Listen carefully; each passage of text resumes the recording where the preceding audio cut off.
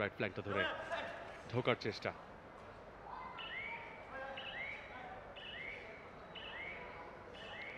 Francisco Grossman MT ready, তাকে আসলে ফেরত আসতে হলো।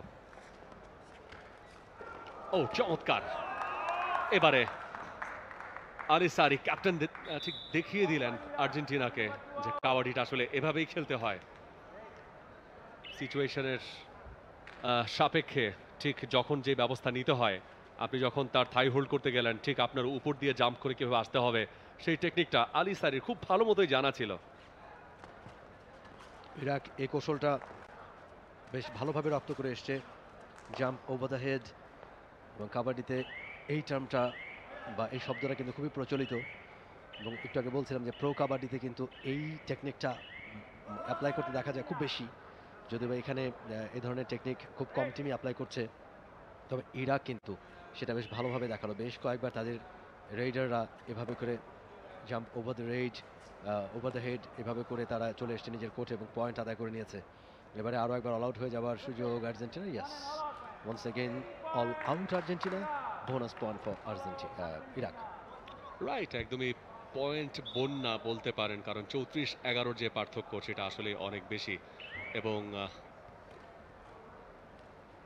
ফার্স্ট হাফের হুইসেলটা আসলে যে কোনো সময়ে বাজবে।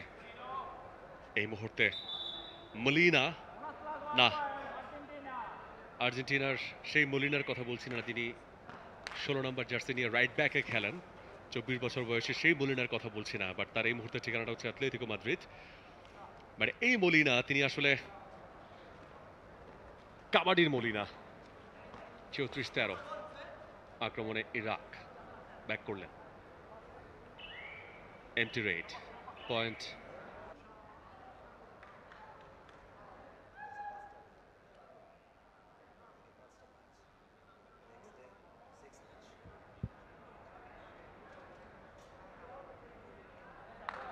Welcome back once again after the first half.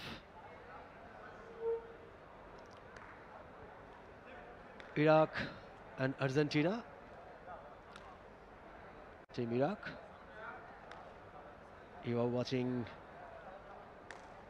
Bangabandhu Cup 2023 International Kabaddi Tournament.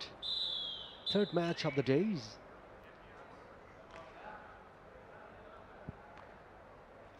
Second half-এর প্রথম রেড আর্জেন্টিনার। মলিনা